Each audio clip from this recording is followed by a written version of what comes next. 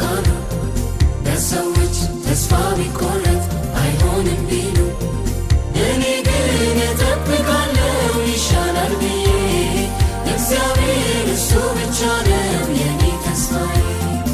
እኔ ግን እጠብቃለሁ ይሻላል ብዬ እግዚአብሔር እሱ ብቻ ነው የኔ ተስፋዬ።